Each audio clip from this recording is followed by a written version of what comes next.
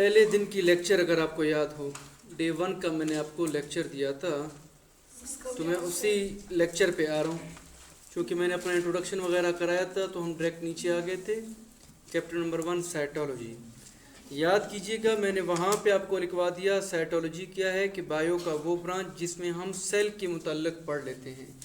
और आपको मैंने ये कहा था कि आपने सेल के बारे में पढ़ना है, तो पढ़ना है क्या, पढ़ना क्या चीज़ है। तो मैंने क्या कहा था कि हम सेल की पहले डिस्कवरी के बारे में पढ़ेंगे कि सेल कैसे डिस्कवर हुआ, रॉबर्ट हुक ने क्या किया, रॉबर्ट ब्राउन ने क्या किया, जे पुरकंजी ने क्या किया, कौन से साइंटिस्ट ने क्या क्या काम किया, उस तमाम के बारे में आप लोगों ने पढ़ा था। फिर जब आपने वो पढ़ा तो अगला लम्हा था हमारा कि हम अब किसके बारे में पढ़ेंगे, पार्ट्स ऑफ सेल को पढ़ेंगे। लेकिन जब हम सेल के पार्ट्स को पढ़ने शुरू ही किया था तो हमें पता है सेल के पार्ट्स को पढ़ने के लिए हमें कुछ तरीक़ों का आना ज़रूरी है, टेक्निक्स का आना ज़रूरी है। तो हमने बजाय सेल के पार्ट्स पढ़ने के हमने कुछ टेक्निक्स को पढ़ना शुरू कर दिया कि सेल के पढ़ने के कौन कौन से टेक्निक्स होते हैं, और वो टेक्निक कल जाके कंप्लीट हो गए। अब अगला जो पॉइंट है, पॉइंट नंबर 2, कि हम लोग सेल के पार्ट्स के बारे में पढ़ेंगे कि एक सेल है, सेल के अंदर कौन कौन सी चीज़ें होती हैं। और पॉइंट नंबर 3 कि वो जो चीज़ें, वो जो पार्ट्स हैं सेल के अंदर, वो तमाम के तमाम एक सेल के अंदर काम क्या करते हैं। तो आज हम लोग पॉइंट नंबर 2 और पॉइंट नंबर 3 को शुरू करने जा रहे हैं। तो आज हम लोग पॉइंट नंबर 2 और पॉइंट नंबर 3 को शुरू करने जा रहे हैं। Structure of cell, structure of cell, structure of cell. Structure of cell से मतलब क्या है, इस पॉइंट का मतलब क्या है, इसको आप और लफ्ज़ में आप लिख सकते हो, ingredients of cell. Ingredients of cell, अगर कोई सेल है उसको कौन कौन सी चीज़ें बना रहा है।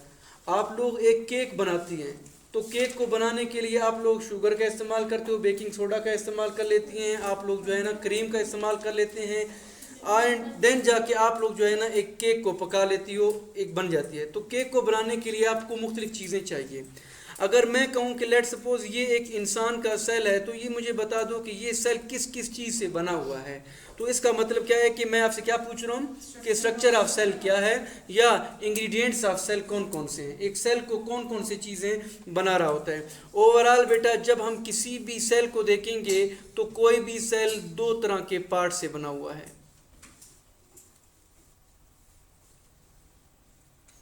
कोई भी सेल है वो 2 तरह के पार्ट से बना हुआ है। उनमें से जो पहला पार्ट होगा उनको कहा जाएगा non living part.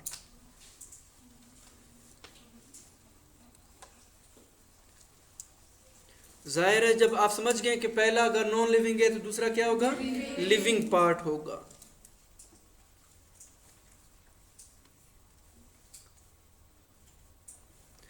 Living parts. तो एक इंसान के सेल को जब आप देखेंगे तो एक इंसान के सेल के अंदर आपको नॉन लिविंग चीज़ें भी दिखाई दे देंगे और आपको लिविंग चीज़ें भी दिखाई दे देंगे। मेरे, आपके, गधे के, घोड़े के, शेर के, बंदर के, बैक्टीरिया के, प्लांट के अंदर जो भी आप लोग सेल उठा के देखेंगे, उन तमाम के सेल्स के अंदर 2 तरह की चीज़ें होती हैं। एक को कहा जाता है नॉन लिविंग पार्ट और दूसरे को क्या कहा जाता है, लिविंग पार्ट कहा जाता है। अब सेल के अंदर जो नॉन लिविंग पार्ट्स हैं, जितने भी नॉन लिविंग पार्ट्स हैं, उन तमाम के तमाम पार्ट्स को असल में एक नाम दिया जाता है, वो नाम है सेल इंक्लूजन।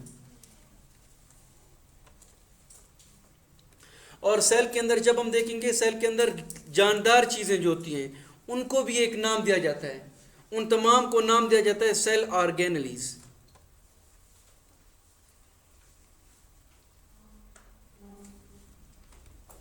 कोई आपसे पूछे भाई बताओ सेल इंक्लूजन का कोई एग्जांपल दे दो, तो आप कह देते हैं कि जब हम लोग सेल के अंदर देखते हैं तो सेल के अंदर आपको वाटर दिखाई देता है।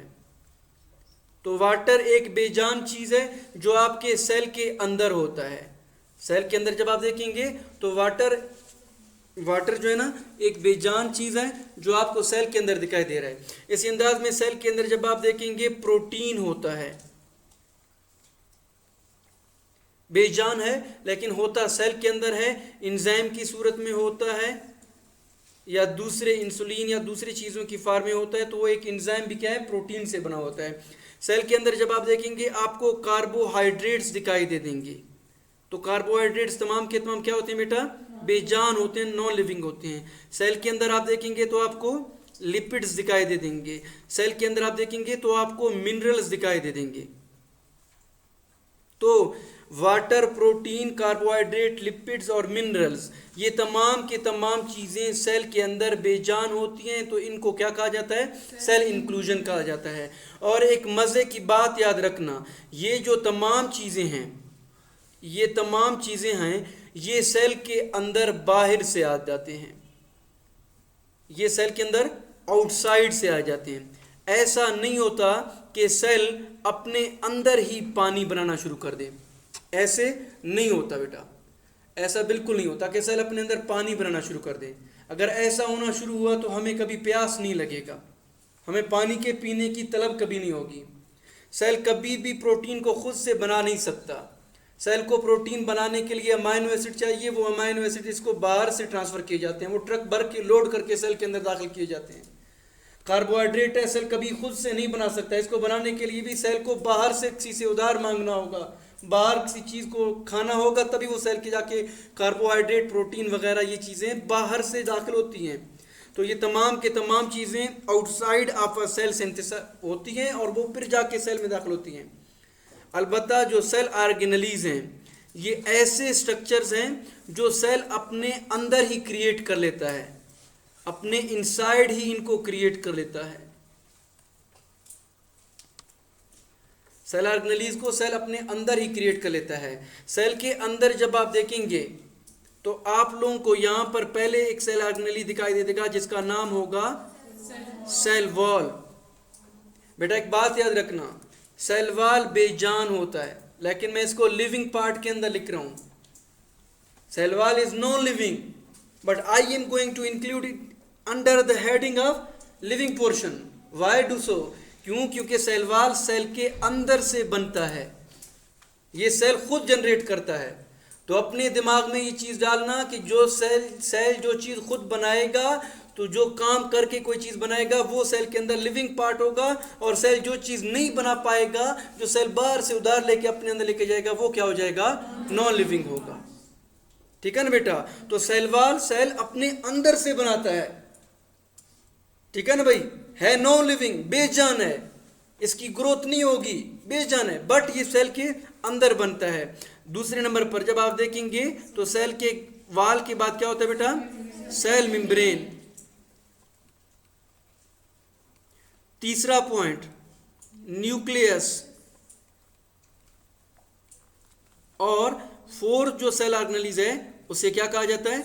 साइटोप्लाज्म कहा जा रहा है। और फिर इसी साइटोप्लाज्म के अंदर जब आप देखेंगे तो आपको और भी जिंदा चीजें नजर आएंगी, जैसे कि endoplasmic reticulum, Golgi body, plastid, lysosome, जितनी भी चीजें होती हैं वो आपको सेल के अंदर दिखाई देती हैं, वो तमाम के तमाम साइटोप्लाज्म का हिस्सा हैं। तो मैं आपको एक बात फिर से दोहरा दूं कि सेल वॉल है, ये एक्चुअली क्या होता है बेटा? नॉन लिविंग है।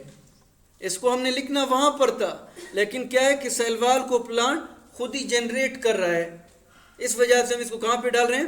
Under the heading of cell organelles या लिविंग पॉइंट के अंदर हम इसको ऐड करने जा रहे हैं। अब हमने इन चीज़ों के बारे में पढ़ना तो हमें चाहिए। We are going to study about the cytology, कि सेल की तमाम चीज़ों को आपने पढ़ना है। आपने पढ़ना है कि सेल के अंदर पानी कहाँ से आ रहा है, कहाँ पर इस्तेमाल होता है, एक एक चीज़ को पढ़ना है। आपने प्रोटीन को पढ़ना है, कार्बोहाइड्रेट को पढ़ना है, आप पे लाजमी है। तो ये चैप्टर बहुत लंबा हो जाएगा, इस वजह से आपकी किताब में फ़िलहाल इनके बारे में कुछ नहीं लिखा हुआ। इनके बारे में गाहे बगाहे बुक के अंदर कहीं कहीं पर थोड़ा थोड़ा करके मेंशन दिया गया है कि बच्चे के दिमाग में रहे कि ये चीज़ें सेल के अंदर कहाँ कहाँ पर इस्तेमाल हो रही हैं। ठीक है ना बेटा? आपकी किताब के अंदर पहले फोकस जो किया गया है वो सेल ऑर्गेनेलीज के ऊपर फोकस किया गया है। तो हम लोग पहले पढ़ने जा रहे हैं सेल ऑर्गेनेलीज के बारे में, और उनमें जो सबसे पहला सेल ऑर्गेनेली है उसे कहा जा रहा है cell wall.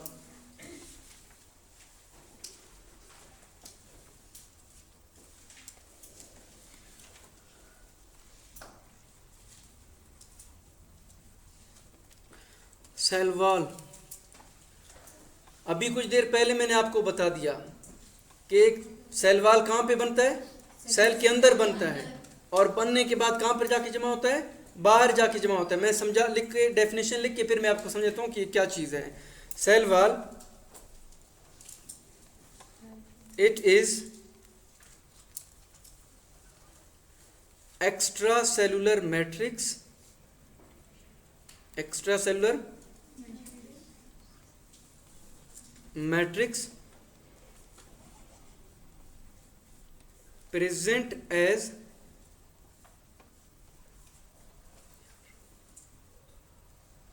present as outermost layer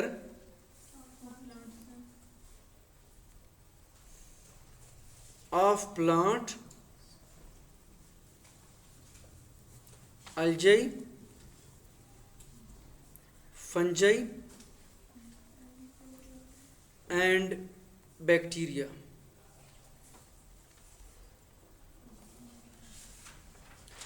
यहाँ पे मैंने क्या लिखा है, इस पॉइंट को समझना है भाई। It is a extra cellular matrix. यहाँ पर मैंने एक लफ्ज लिखा हुआ है बच्चे, extra cellular matrix.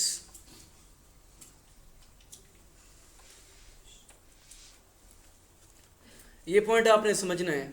For example भाई, आप जरा देखिएगा, ये एक प्लांट का सेल है,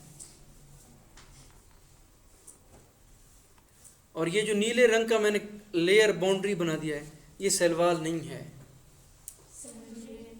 ये सेल मेम्ब्रेन है। प्लांट के सेल को जब आप देखते हैं तो आपको इसके पास नीले रंग का एक लेयर नज़र आ रहा है। ये जो नीले रंग का लेयर है, इसे सेल मेम्ब्रेन कहा जा रहा है, जिसमें जगह जगह पर छोटे छोटे सुराख होते हैं। सेल मेम्ब्रेन पर जगह जगह पर छोटे छोटे सुराख होते हैं। इन सुराख को नाम दिया जाता है plasmodesmata.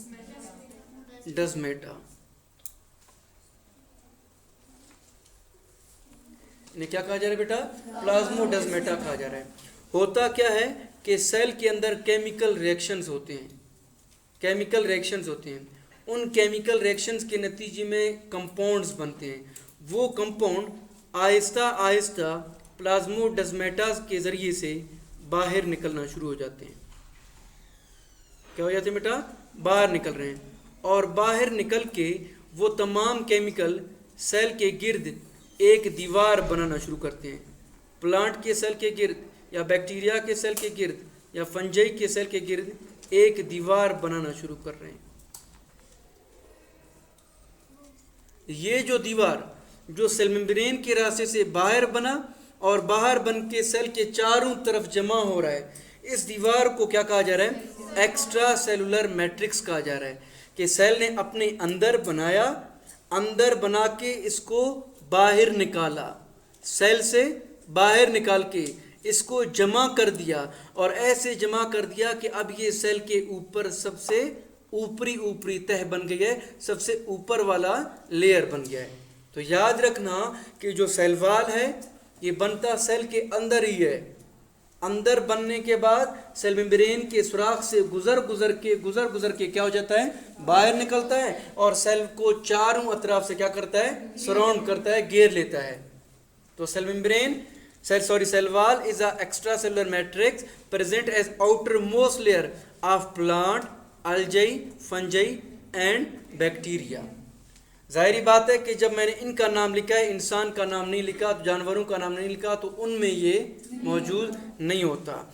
It is absent in animal cell, it is absent in animal cell, जानवरों के सेल में नहीं होता ये। It is absent in animal cell।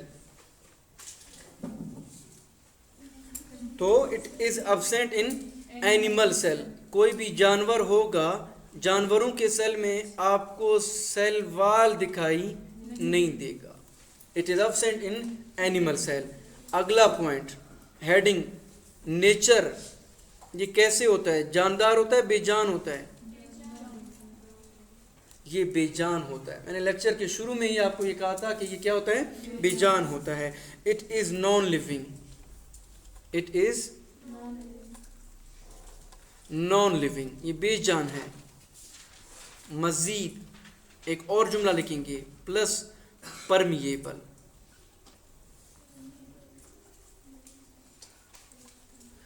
कुछ चीज़ें ऐसी होती हैं जो सेल के बाहर आके, अगर कुछ चीज़ें ऐसी होती हैं जो बाहर आके जमा होती है ना, तो वो सेल के अंदर किसी चीज़ को जाने ही नहीं देते, बिल्कुल सेल को चारों तरफ से ऐसे पकड़ के रख लेते हैं कि कोई भी चीज़ सेल के अंदर दाखिल ही ना हो जाए।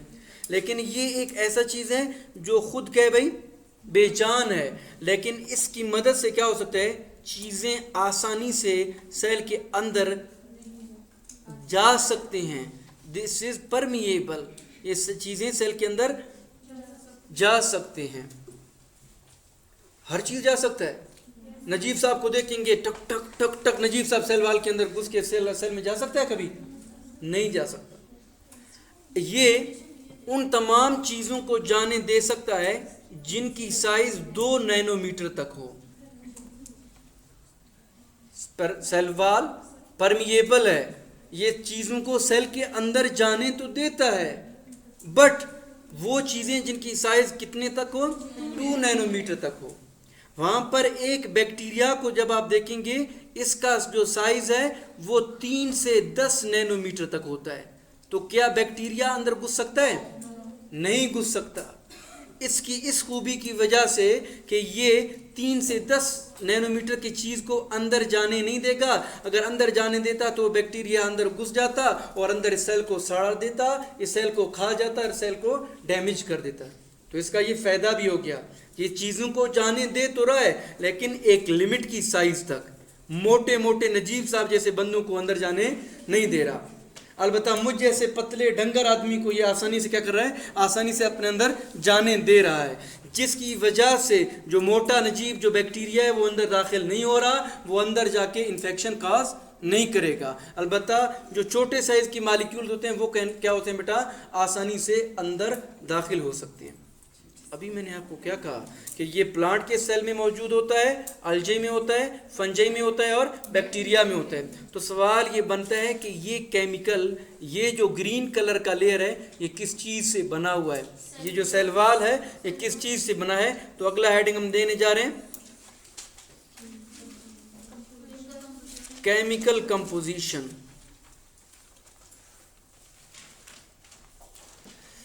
अगला हेडिंग है बच्चे केमिकल कंपोजिशन।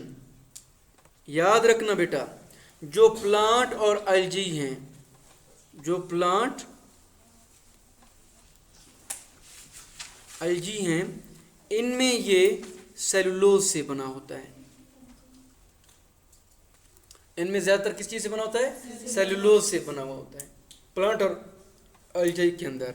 अलबत्ता जो फंजाई है, फंजाई में ये काइटिन से बना हुआ है, CHITTIN, काइटिन से बना हुआ है। वो तुम लोगों ने कभी काइटिन को देखा है?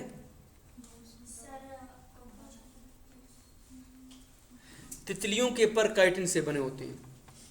कॉकरोच, जो कॉकरोच का पीठ है, मैं नहीं हूँ कॉकरोच, जैसे ना मुझे कॉकरोच समझो, जो कॉकरोच का पीठ है जो चमक रहा होता है, वैसे भी तुम लोग कॉकरोच को देख के भाग जाते हो, डर जाते हो। तो जो कॉकरोच का पीठ है ना भाई, वो किस चीज़ से बना हुआ है? काइटिन से बना है। या मरा हुआ कॉकरोच उठा लो, उसको थोड़ा सा मसल लो, जो आपके हाथ में बच जाएगा, वो चीज़ जो होगा वो क्या होगा? काइटिन ही होगा। उसके बाद अगला बैक्टीरिया, आखिरी क्या चीज़ है बेटा? बैक्टीरिया। और बैक्टीरिया के अंदर जब आप देखेंगे तो इसका जो सेल वाल है वो पॉलीसेक्राइड से बना हो, उसका नाम क्या है बेटा? म्यूरीन। तो बैक्टीरिया का सेल वाल किस चीज़ से बना है? म्यूरीन से बना है। तो कोई आपसे पूछे कि यार ये बात बताओ सेल वाल क्या चीज़ है, तो आप कह देना सेल वाल एक ऐसा लेयर है जो सेल खुद बना के अपने बाहर जमा करता है, अपने ऊपर डिपॉजिट कर लेता है। और ये लेयर सिर्फ प्लांट, अल्जी और फंजाई के सेल में होता है, एनिमल के सेल में नहीं होता। ये लेयर बेजान है और चीज़ों को अंदर आने देता है। और ये लेयर सेलुलोज से, काइटिन से या म्यूरीन से बना हुआ है। अब हम अगला पढ़ने जा रहे हैं इसका स्ट्रक्चर। अगला हेडिंग क्या है बच्चे? Structure. Structure of cell wall.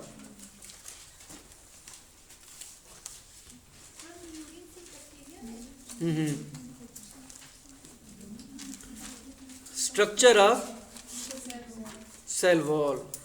Cell wall की स्ट्रक्चर को देख रहे हैं कि सेल वॉल की दीवार कैसी होती है, स्ट्रक्चर को देखने जा रहे हैं। पिछले टॉपिक्स में आपने एक दो टॉपिक पढ़े थे, उनमें से एक टॉपिक था लेज़र डायसेक्शन।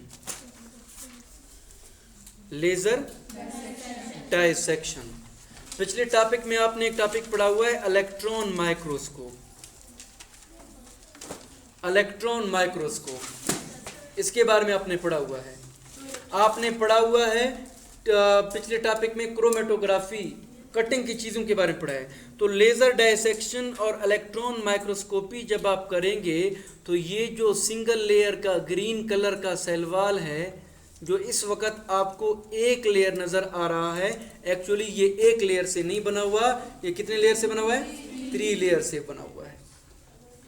तो जब आप स्ट्रक्चर की बात करते हैं तो सेल वॉल की फिर अपने कितने लेयर्स होते हैं? 3 लेयर होते हैं। सेल वॉल की कितने लेयर हैं भाई? जोर से बोलें, कितने लेयर हैं? 3 लेयर हैं। अच्छा बच्चे, it is made up of 3 layer. It is made up of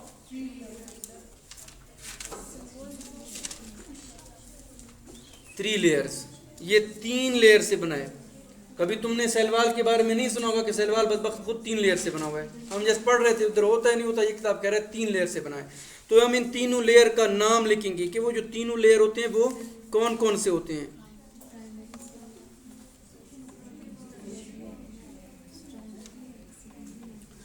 इनमें से जो पहला लेयर है भाई, उसको नाम दिया जाता है मिडल लमेला का।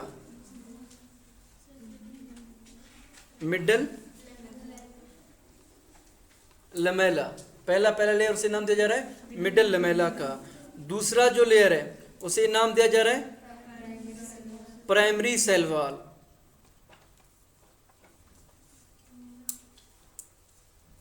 और जो तीसरा और आखिरी होता है उसे नाम दिया जाता है सेकेंडरी सेल वॉल।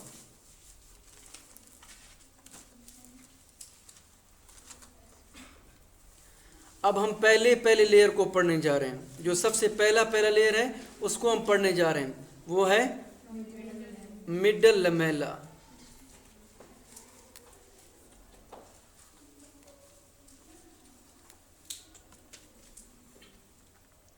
पहला लेयर हम पढ़ने जा रहे हैं, उसे कहा जा रहा है मिडल लमेला।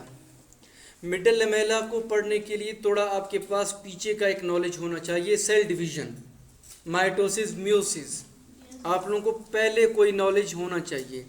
आप लोगों ने कहा कि लेट सपोज ये एक प्लांट का सेल है और ये इसका न्यूक्लियस है। आप कहते हैं कि जब सेल डिवीजन होने लग जाता है तो कैरियोकाइनेसिस के नतीजे में इस एक सेल के अंदर 2 न्यूक्लियस बन जाते हैं। कैरियोकाइनेसिस के अंदर कितने न्यूक्लियस बन जाते हैं? 2 न्यूक्लियस बन जाते हैं। अगला लम्हा क्या होगा कि इन दोनों सेल्स के तोड़ के ये अलग सेल बने, ये अलग सेल बने। एनिमल का सेल क्या कर लेता है? दोनों साइड से इसको पिंच करता है। इसको क्या करता है? पिंच कर देता है। पिंच मतलब क्या है? इसको दबाता है, यूं बाहर से इसको क्या करता है? दबाता है। दब जाने की वजह से एनिमल के सेल में ये ऐसे अंदर जाते हैं और ये ऐसे अंदर की तरफ आ जाता है और ये दोनों सेल कट के एक दूसरे से जुदा हो जाते हैं। जानवरों का सेल क्या करता है कि दबा के सेल मेम्ब्रेन को अंदर की तरफ दबा देता है, पिंच कर लेता है। पिंच करने के बाद ये दोनों सेल आखिर में जाके कट के अलग हो जाते हैं। प्लांट के सेल में ऐसे नहीं होता बच्चे, प्लांट के सेल में ऐसा नहीं होता। प्लांट कहता है कि भाई हम कट के क्यों अलग हो जाएं। प्लांट का सेल क्या करता है? बीच में एक दीवार बनाना शुरू कर देता है। उस दीवार से कहता है कि ये वाला न्यूक्लियस का पोर्शन तुम्हारा है, ये वाला न्यूक्लियस का पोर्शन मेरा है। लेकिन ये दोनों सेल कट के अलग नहीं होते। ये जो बीच का दीवार है, इस दीवार को नाम दिया जाता है सेल प्लेट का। इसे नाम दिया जा रहा है सेल प्लेट का नाम दिया जा रहा है। एंट्री टेस्ट में पूछा जाएगा बच्चे, इसको नाम दिया जा रहा है सेल प्लेट का। और ये सेल प्लेट ही, अच्छा ये जो सेल प्लेट है इसका थोड़ा सा हिस्सा ऊपर वाले सेल का हिस्सा है। जैसे घर के बीच में दीवार आप बना लेते हो, दीवार का ये वाला तरफ मेरा है, वो वाला तरफ दूसरा आपका है। ठीक है भैया, आप ले लो। ठीक है बच्चे, ये क्या चीज़ है यहाँ पर? ये जो बीच में बना ये क्या चीज़ है? सेल प्लेट है। सेल प्लेट का ऊपर वाला तरफ इस सेल का है, नीचे वाला तरफ किसका है बेटा? आप लोगों का है, इस वाले सेल का है। ठीक है ना बच्चे? अब ये जो सेल प्लेट है फ्यूचर में जाके मिडल लमेला बनाएगा। क्या बनाएगा? मिडल लमेला बनाएगा। It is formed by cell plate during cytokinesis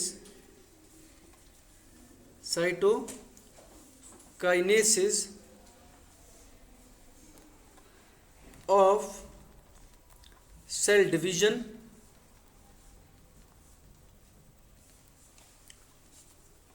कहाँ पर मौजूद होता है? दो अलग सेल के बीच में मौजूद होता है। फॉर एग्जाम्पल बच्चे ये आप जरा देखिएगा, ये अलग एक सेल है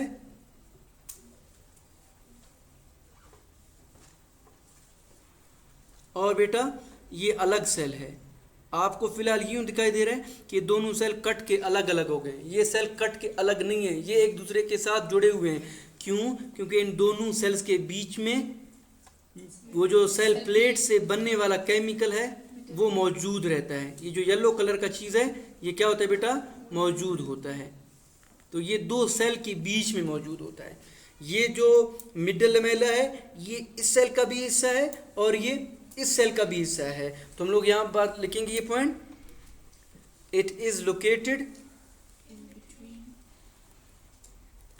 इन बिटवीन टू एडजेसेंट सेल। जो दो करीब करीब के सेल्स होते हैं उन दो के करीब में ये मौजूद होता है। ठीक है ना बच्चे?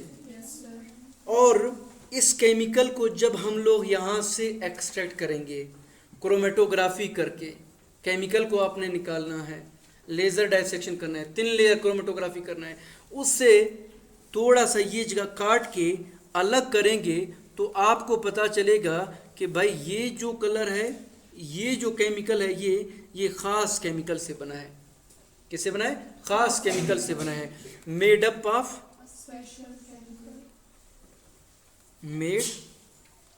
Of pectin and calcium magnesium.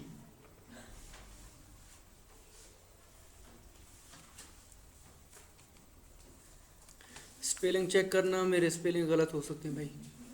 तो आपसे कोई पूछे यार ये बात बताओ जो मिडल लमेला है वो किस चीज़ से बना है, तो आप क्या कह देंगे कि ये ख़ास केमिकल से बना है जिसे क्या कहा जा रहा है? पेक्टिन कहा जा रहा है। और इसके साथ साथ कैल्शियम इसमें होता है और इसके साथ क्या होता है? मैग्नीशियम होता है। तो ये काम क्या करता है? इस मिडल लमेला का, अगर ये सेल वाल के अंदर है, ये सेल वाल का एक हिस्सा है, तो ये काम क्या करता है? What is the function of middle Lamela? इसका क्या काम है बच्चे? ज़रा देखो, जब आप लोग ईंट से दीवार बना रहे हो तो एक ईंट को दूसरे ईंट के करीब जाके रखते हो तो बीच में क्या डालती हैं? सीमेंट डाल देती हैं, जिससे ये दोनों ईंट एक दूसरे से जुदा नहीं होते। तो ये भी प्लांट के सेल के अंदर ये कर रहा है कि प्लांट के सेल का ये सेल और ये सेल एक दूसरे के साथ सीमेंट की तरह जुड़े रहें ताकि ये दोनों पार्ट एक दूसरे से जुदा ना हो। तो हम ये बात यहाँ पर लिखेंगे, it keep cementing the cell, it keeps cementing the cell। ये सेल्स को क्या करता है बेटा? जोड़ के रखता है। कि सीमेंटिंग द सेल मतलब दो सेल्स को जोड़ के रख रहा है ताकि एक सेल ऐसा ना हो। अगर ये ना होता तो क्या खतरा होता प्लांट में? सिंपल सी एक सवाल है, अगर ये ना होता तो क्या खतरा होता? प्लांट पानी को एब्जॉर्ब करके प्रेशर से ऊपर लेके जाते हैं, प्रेशर से। अगर ये ना होता तो रूट के सेल्स भी उस पानी में शामिल होते, वो टूट जाते, वो अलग हो जाते और वो फिर टूट के अलग होके रूट के सेल्स भी ऊपर पत्ते तक चले जाते। अब रूट के सेल्स स्टेम के अंदर से गुजर के ऊपर पत्ते तक चले जाते। अब ऐसे क्यों नहीं हो रहा? वो इसकी मेहरबानी है कि ये दो सेल्स को आपस में जोड़ के रख लेता है, इतना मजबूती से जोड़ देता है कि वो सेल्स टूटते नहीं हैं, अलग नहीं होते, वो सेल्स अपनी जगह पर मौजूद होते हैं। मेडिकल के अंदर जब एक सेल अपनी जगह से टूट के आगे चलना शुरू करे, कोई और जगह पे जाए, तो उसे क्या कहा जाता है? कैंसर। मेडिकल में एक सेल यहाँ से हिजरत करके अपनी जगह को छोड़ के वहाँ पर जाना शुरू करे तो उसे क्या कहा जाता है? कैंसर कहा जाता है। तो ये प्लांट को कैंसर से बचाता है। कभी आपने पढ़ा कि प्लांट को कैंसर हुआ? नहीं होगा। तो ये अपने दिमाग में रखना, बोर्ड में अपने नहीं मेंशन करना। अगला हम पढ़ने जा रहे हैं बच्चे, मिडिल लमेला क्लियर हो गया होगा आपको। अगला primary cell wall, point number 2 हम पढ़ने जा रहे हैं, सेकंड लेयर है प्राइमरी सेल वॉल। जी बच्चे, primary cell wall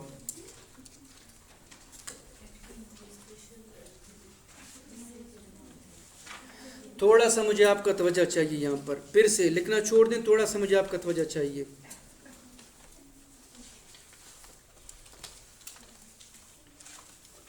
let's suppose बच्चे ये एक प्लांट का सेल है और आपने पढ़ा हुआ है प्लांट के सेल में छोटे छोटे सुराख होते हैं। इन सुराख के जरिए से क्या होता है? अंदर से केमिकल रिलीज होते हैं, वो बाहर ऊज होके आ जाते हैं और सेल के गिर्द जमा होते हैं। और ये एक पहला लेयर बनाते हैं। ये पहला लेयर, इसको नाम दिया जाएगा प्राइमरी सेल वॉल का। ये जो पहला लेयर बना इसको क्या कहा जाएगा? लेट्स प्राइमरी सेल वॉल का नाम दिया जा रहा है। चूंकि पौधा अपने अंदर केमिकल रिएक्शंस को करता रहता है, पौधे अपने अंदर केमिकल रिएक्शंस को कर रहे हैं, तो ये अंदर के केमिकल बनते जा रहे हैं। इतने में क्या होगा? और केमिकल बनना शुरू हो जाएंगे और वो केमिकल भी क्या हो जाएंगे बच्चे? इस सुराख से बाहर निकलेंगे और वो केमिकल इस प्राइमरी सेल वॉल के ऊपर जमा हो जाना शुरू हो जाते हैं। वो केमिकल इस प्राइमरी सेल वॉल के ऊपर जमा हो जाना शुरू हो जाते हैं। तो बच्चे अब जो पहले जिसको प्राइमरी सेल वॉल कहा जा रहा था, अब वो प्राइमरी सेल वॉल नहीं है। अब जो रेड कलर का लेयर बन गया, अगला लेयर बन गया, अब इसको नाम दिया जाएगा प्राइमरी सेल वॉल का। इसको किसका नाम दिया जाएगा? प्राइमरी सेल वॉल का। और जो लेयर जो पहले प्राइमरी सेल वॉल का नाम दिया जा रहा था, अब उसको प्राइमरी की बजाय क्या कहा जाएगा? सेकेंडरी सेल वॉल कहा जाएगा। क्या कहा जाएगा? सेकेंडरी सेल वॉल कहा जाएगा। ये बात ज़हन में आ गया? बैठ गया? पहले जिसको हम प्राइमरी सेल वॉल कह रहे थे, वो वक्त के साथ चेंज हुआ, उसके ऊपर एक और लेयर आया, तो अब हम बाहर वाले को नाम दे देंगे प्राइमरी, और जो अंदर ग्रीन कलर का लेयर रह गया, अब हम उसको किस चीज़ का नाम दे देंगे? सेकेंडरी सेल वॉल का नाम दे देंगे। ये पण भूलेगा तो नहीं? पक्का पक्का? Primary cell wall, it is the second layer, it is the second layer after middle lamella। ये मिडिल लमेला के बाद ये दूसरा लेयर होता है। तो मिडिल लमेला बेटा यहां पे रखा हुआ है। ये हो गया येलो कलर का मिडिल लमेला, फिर रेड कलर का प्राइमरी सेल वॉल, और फिर ग्रीन कलर का सेकेंडरी सेल वॉल। ठीक है ना बेटा? तो it is the second layer after middle Lamela. ये मिडिल लमेला के बाद ये सेकेंड लेयर है। अब सवाल ये बनता है ये कौन कौन से केमिकल से बना है? हम इसकी केमिकल कंपोजिशन को पढ़ने जा रहे हैं। It is made up of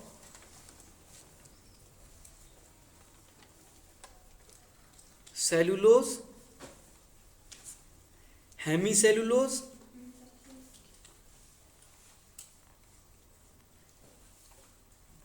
and pectin.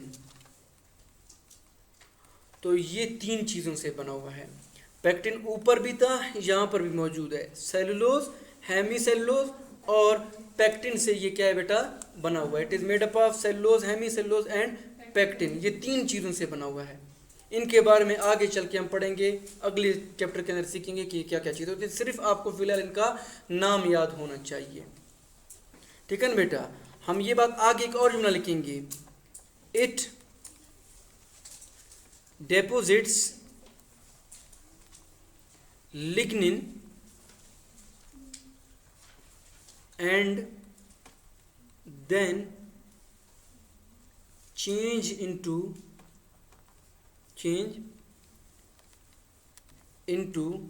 secondary cell wall। आ गई समझ बच्चे कि प्राइमरी सेल वॉल जो ग्रीन कलर का है, जब ये अपने अंदर लिग्निन को स्टोर करना शुरू कर ले तब ये उसको उस वक्त क्या कहा जाएगा, सेकेंडरी सेल वॉल कहा जाएगा। पहले ये क्या था, प्राइमरी था, अब ये क्या बन गया, सेकेंडरी बन गया। पोजीशन चेंज हो गई है बस, और कुछ भी नहीं है। अगला हम पढ़ने जा रहे हैं सेकेंडरी सेल वॉल। अगला जी बच्चे, अच्छा अगला हम पढ़ने जा रहे हैं, थर्ड पॉइंट है सेकेंडरी सेल वॉल। बच्चे बातें ना हो, सेकेंडरी सेल वॉल हम डेफिनेशन लिखेंगे, it is third layer formed as a result of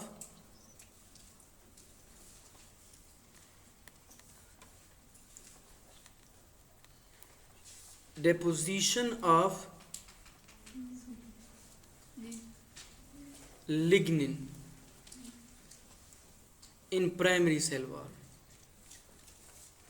जो जुमला मैंने ऊपर बताया वो मैंने आपको इधर समझा दिया, वो इधर मैंने आपको लिखवा दिया है। तो जो प्राइमरी सेल वॉल जब अपने अंदर लिग्निन को डिपॉजिट करना शुरू कर देता है तो प्राइमरी सेल वॉल चेंज हो जाता है। अब प्राइमरी सेल वॉल के अंदर जब कोई लिग्निन आ गया है तो अब क्या होगा बेटा, ये सेकेंडरी सेल वॉल कहा जाएगा। बोर्ड में अगर आपसे पूछे, कोई एग्जाम में आ जाए, what is the difference between primary cell wall and secondary cell wall, और कुछ भी ना बोलना। ये नहीं बोलना है कि वो प्राइमरी था वो सेकेंडरी हो गया, जो सेकेंडरी था वो भी प्राइमरी हो गया, ऐसे मत बोलना। जस्ट ये बोलना है कि सर इन दोनों के अंदर एक ही फ़र्क है कि प्राइमरी में लिग्निन नहीं होता, सेकेंडरी में क्या होता है, लिग्निन मौजूद होता है, ठीक है ना। है दोनों प्राइमरी, लेकिन एक में लिग्निन आ गया तो वो प्राइमरी से किस में शिफ्ट हो गया, सेकेंडरी में शिफ्ट हो गया। It is the third layer formed as a result of deposition of lignin in a primary cell. तो ये प्राइमरी सेल के अंदर लिग्निन के जमा होने की वजह से क्या हो गया बेटा, जमा बन गया है। Chemical composition, it is also एक केमिकल बेटा form up of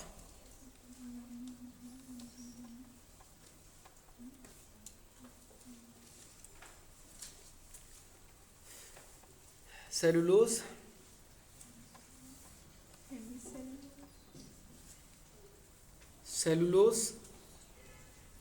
Hemy cellulose. एक मेन पॉइंट है जो दिमाग से निकल गया, मैं फिर आपको दोहरा देता हूँ, बता देता हूँ। याद रखना मेन पॉइंट है। पौधों के तमाम सेल्स के अंदर सेकेंडरी सेल वॉल नहीं होता, मखसूस जगहों पर सेकेंडरी सेल वॉल होता है। पौधे को जहाँ पर ज़रूरत होता है कि यार यहाँ पर मजबूती ज़्यादा चाहिए तो वहाँ पर सेकेंडरी सेल वॉल को बना लेता है। पौधा देखता है यहाँ पर इतनी मजबूती की ज़रूरत नहीं है। जैसे पौधे को मालूम है कि मुझे पत्ते को सर्दियों में गिराना है, झाड़ना है, तो पौधा अपने पत्तों के सेल वॉल के अंदर सेकेंडरी सेल वॉल मौजूद नहीं रखता। उसे पता है मैंने तोड़ना है, इसको मैंने गिराना है। अलबत्ता जो पौधे का स्टेम है उसके अंदर जो सेल्स हैं उनको ज़्यादा मजबूती चाहिए, ताकि पत्ते को पता है कि मेरे इसी स्टेम ने तूफ़ानी हवाओं को बर्दाश्त करना है। तो प्लांट क्या करता है, सेकेंडरी सेल वॉल को कुछ जगहों पे बनाता है, कुछ जगहों पर इसको बनाता नहीं है। फॉर एग्जांपल आपके हाथ हैं, आपके हाथ को पता चला कि मैंने चीज़ें उठाना है, तो आपके हाथ में उन्हें चीज़ों को उठाने के लिए नाखून बना लिए, नाखून बनाना शुरू कर दिए। क्या आपके चेहरे के ऊपर नाखून बन सकता है, नहीं बना दिए। तो हैं तो आपकी बॉडी के सेल्स, इनको ऐसे कोड किया गया है कि जहाँ पर आपने सेकेंडरी सेल वॉल को बनाना है तो वहाँ पर ये सेकेंडरी सेल वॉल को बनाएंगे, जहाँ पर नहीं बनाना तो वहाँ पर ये नहीं बनाएंगे। तो हम लोग ये बातें अब लिखेंगे, it is absent in wood of gymnosperm. Gymnosperm पौधों के एक ग्रुप का नाम है, आगे चल के मैं आपको डिटेल में पढ़ा दूंगा। It is absent in wood of gymnosperm. मजीद इन लीव्स, पत्तों में नहीं होते क्योंकि पत्तों ने सर्दियों में झड़ना होता है। और इस अंदाज में एक छिलके को क्या कहा जाता है? वो एक फल का छिलका। हाँ, छोड़ो मड़ा, देखो छिलका ऑफ फ्रूट।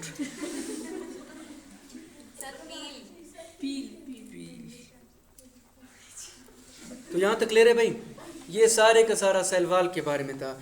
अब सेल वॉल प्लांट्स में काम क्या करता है, function of cell wall. Cell wall काम क्या करता है? पहला काम मैंने आपको ऊपर बता दिया। अगला हेडिंग है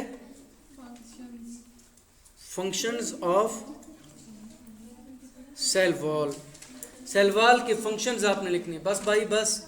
functions of cell wall, last point है फंक्शंस ऑफ सेल वॉल।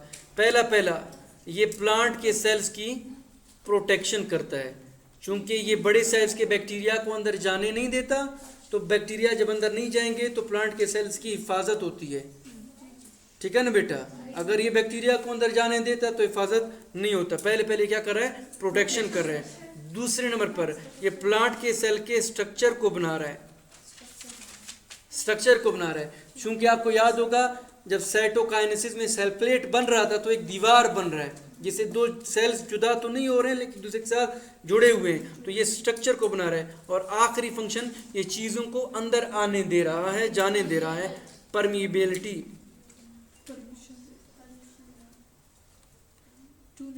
चीज़ों को आने जाने दे रहा है। तो बेटा ये था सारे का सारा सेल वॉल। तो सेल वॉल प्लांट, अलजई फंजई तमाम के सेल में मौजूद होता है। सेलुलोज, काइटिन और म्यूरिन से बना हुआ होता है। बनता ये सेल के अंदर है, जाके बाहर डिपॉजिट होता है। अगर आप देखेंगे इसके 3 लेयर होते हैं, middle lamella, primary cell wall, secondary cell wall. अच्छा, इनके सेल्स की तरतीब रखें, सेल्स की तरतीब को एक बार लिख लीजिएगा, है सनाओ बोर्ड में आप लोग भूल जाएं। पहला लेयर है, उसे क्या कहा जाएगा? मिडल लैमेला, जो येलो कलर का है। उसके नीचे फिर क्या होता है? प्राइमरी, और फिर उसके नीचे क्या होता है? सेकेंडरी सेल वॉल होता है।